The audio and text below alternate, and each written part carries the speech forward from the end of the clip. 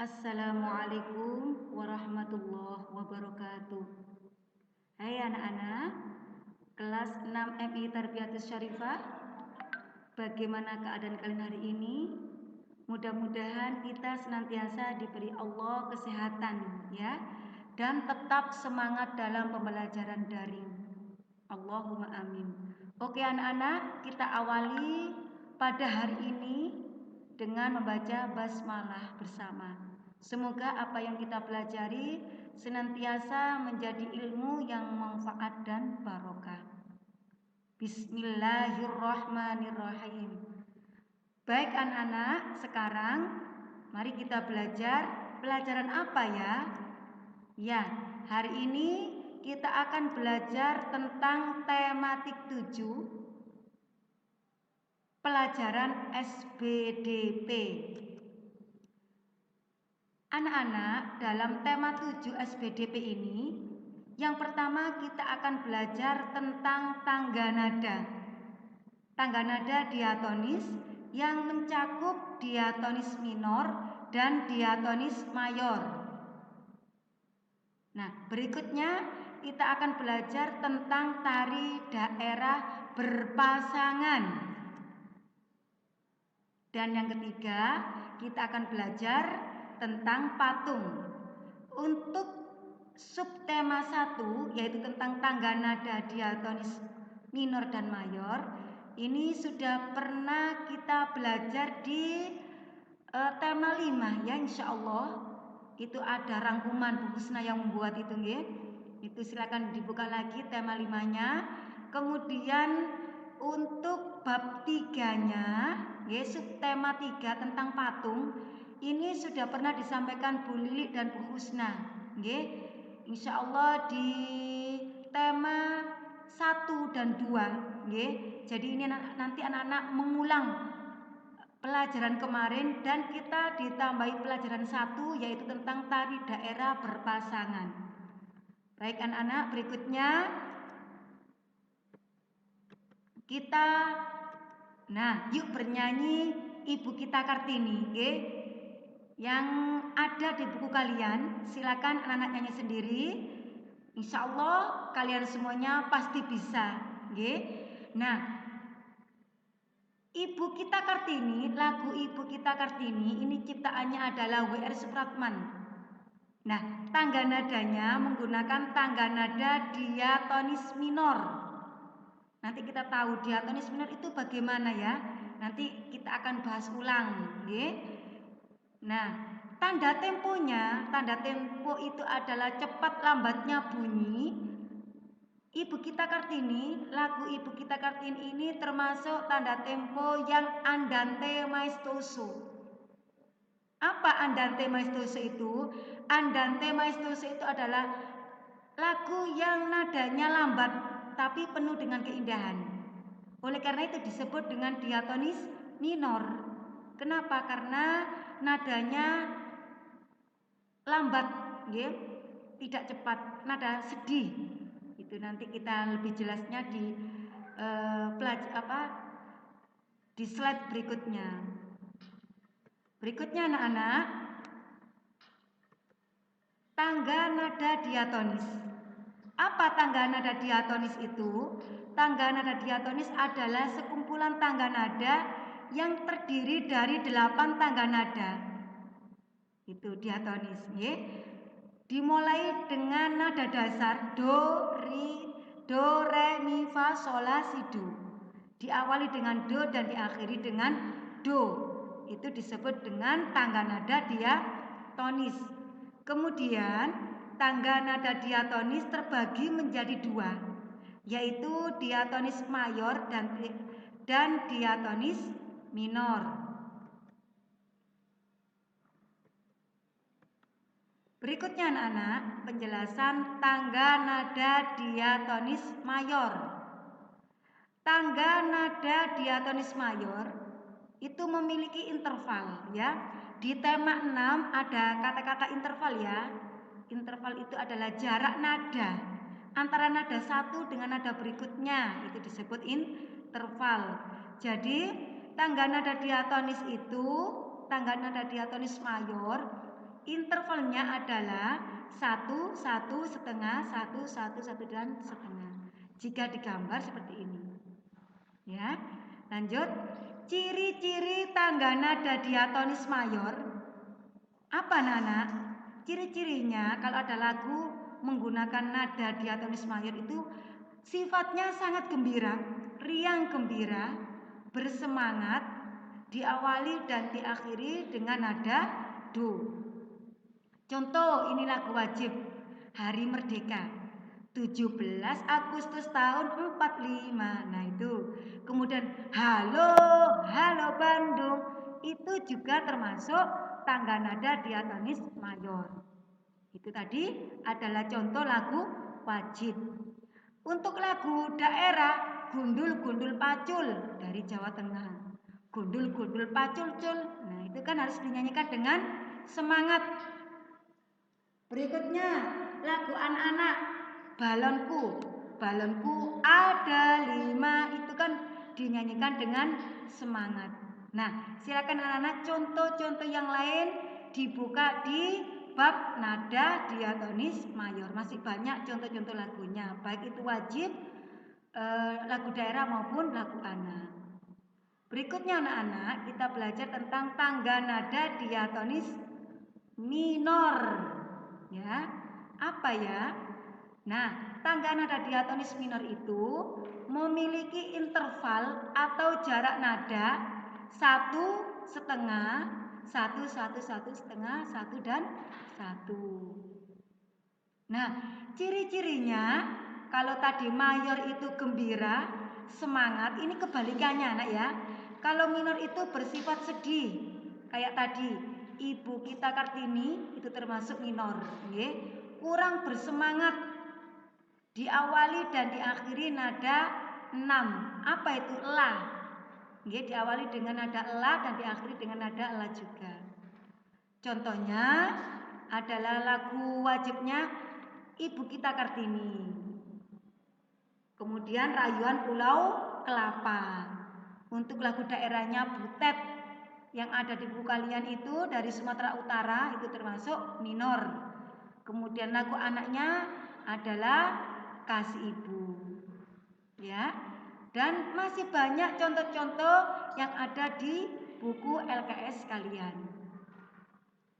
Nah, berikutnya anak-anak, untuk subtema 2, tema 7 sub 2, kita akan belajar tentang tari daerah berpasangan.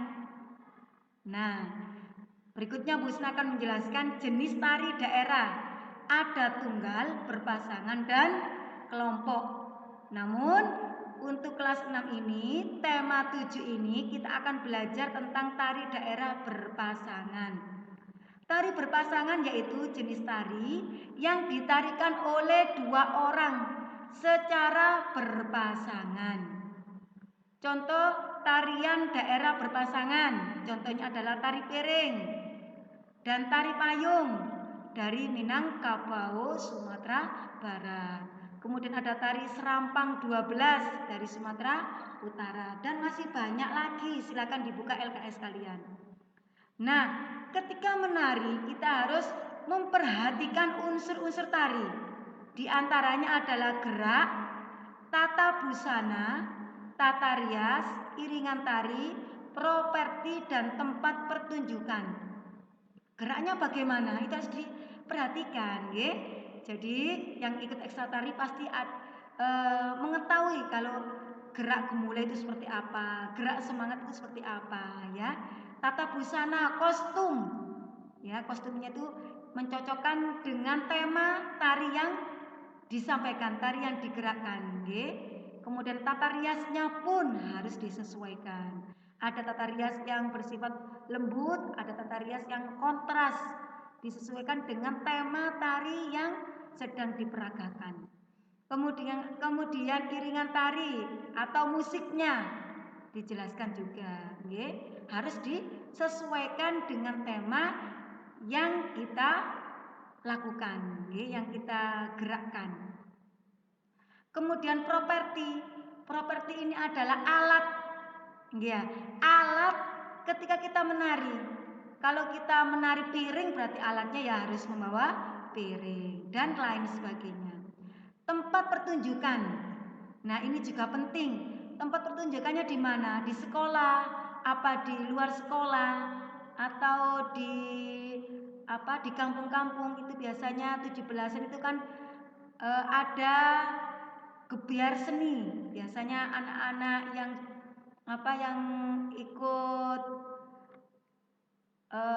gerakan pemuda di sekitarnya itu nggih biasanya mendirikan peringatan 17 Agustus. Itu harus menyesuaikan tempatnya yang cocok di mana ya. Kemudian tata riasnya pun harus disesuaikan juga. Oke anak-anak, gerak tari itu ada dua. Kalau kita sudah paham tentang unsur-unsur tari, kita akan belajar tentang gerak tari ada dua. Apa saja itu? Yang pertama, gerak tari yang tidak ada pengertian tertentu. Jadi murni, nggak ada ini harus seperti ini, enggak. Pokoknya asal nari. Itu murni, Lah kalau maknawi, kebalikannya murni. Apa itu? Gerak tari yang mengandung pengertian tertentu.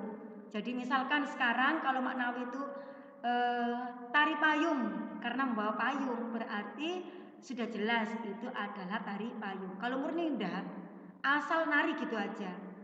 Biasanya anak-anak kalau joget kan asal joget ya, tidak gerakannya tidak tertata. Jadi satu saat kalau habis nari murni disuruh lagi, sudah gerakannya tidak seperti yang telah digerakkan, yang telah dipraktekkan yang pertama itu. Itu bedanya. Jadi kalau murni tanpa ada pengertian tertentu, kalau maknawi ada pengertian tertentu dan lebih struktur kalau maknawi itu. Oke anak-anak.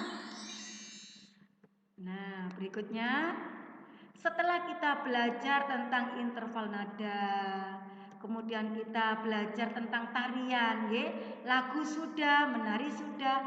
Sekarang kita belajar tentang seni patung. Ini hanya mengulas pelajaran yang tema 1 dulu, seni patung. Bu Kusna hanya menjelaskan ulang. Mudah-mudahan kalian mengingat lebih ingat dan lebih paham lagi tentang seni patung. Pengertian patung, ya anak-anak ya. Patung adalah salah satu karya seni 3 dimensi. Hal ini karena patung memiliki ukuran panjang, lebar, dan tinggi, serta dapat dinikmati dari segala arah. 3 dimensi loh, bisa dilihat dari depan, belakang, atas, bawah. Itu namanya 3 dimensi. Nah, berikutnya anak-anak, fungsi patung itu apa saja ya? Nah, fungsi patung yang pertama yaitu sebagai sarana ibadah. Ibadah seperti orang Hindu dan Buddha, mereka memuja patung. Jadi patung di sini mempunyai sarana ibadah. Berikutnya, fungsi patung untuk memperingati sejarah. Monumen, ya masih ingat ya anak-anak ya, monumen. Nah itu untuk mengingat bahwasanya di situ ada sejarah tentang perlawanan antara Indonesia dengan Belanda, itu ya. Berikutnya patung sebagai estetika keindahan. Biasanya ini berada di taman-taman itu ya, di depan gedung itu. Fungsi patung sebagai estetika. Berikutnya, fungsi patung sebagai hiasan. Nah, ini biasanya di depan rumah.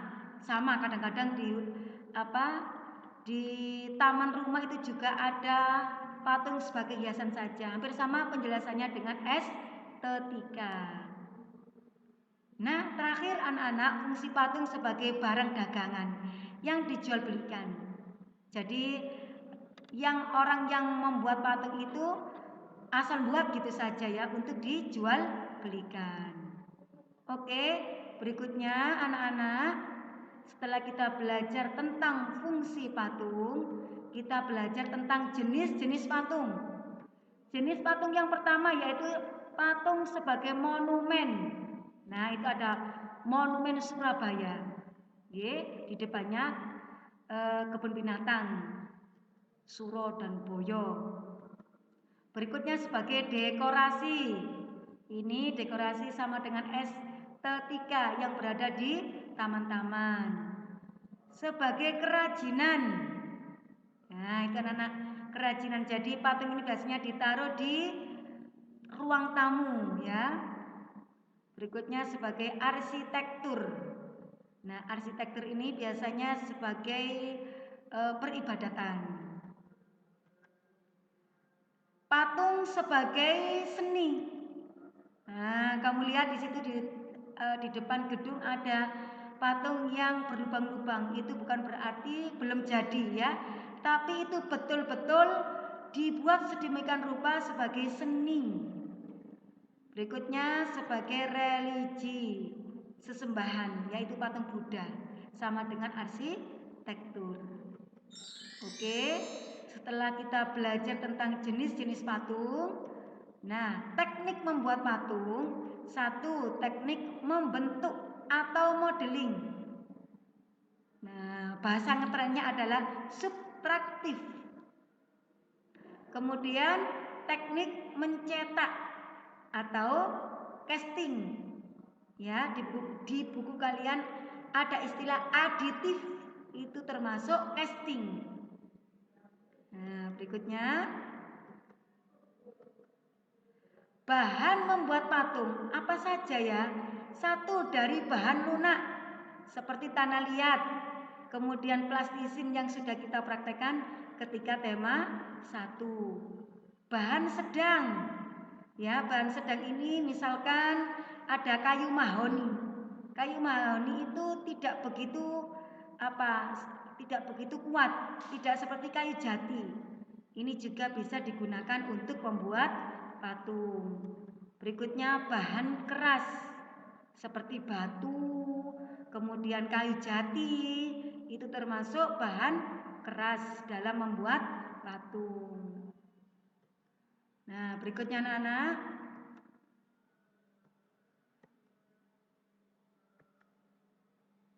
alat untuk membuat patung. Apa saja ya alat untuk membuat patung? Nah, alat untuk membuat patung adalah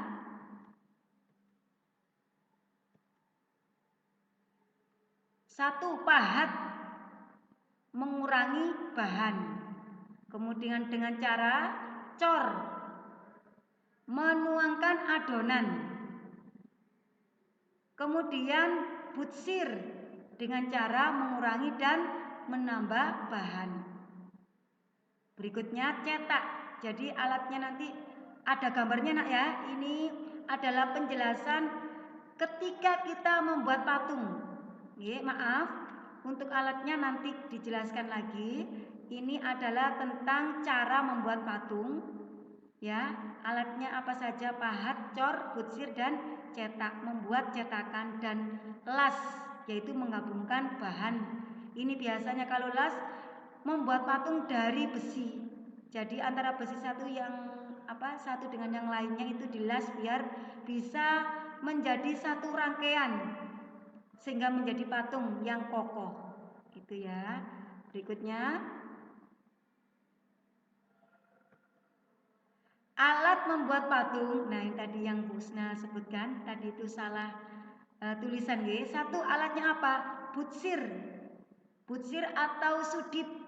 Ini untuk alat untuk membuat patung yang dari bahan lunak, nak. Untuk mencungkil ya, kalau butsir itu mencungkil. Berikutnya meja bundar. Ini biasanya membuat dari tanah liat juga untuk memudahkan membentuk. Nah, berikutnya ada cetakan. Ini biasanya dari semen ya. Jadi membutuhkan tempat untuk mencetak. Pahat. Nah, ini perlu alat untuk memahat. Ini biasanya dari kayu ya, kayu jati atau dari batu yang keras. Kita menggunakan pahat. Bentuknya seperti itu. Alat las. yang seperti Bu Husna jelaskan tadi, kalau alat las ini untuk menggabungkan pembuatan patung dari besi. Jadi antara satu besi dengan besi yang lain itu digabungkan, maka diperlukan alat las.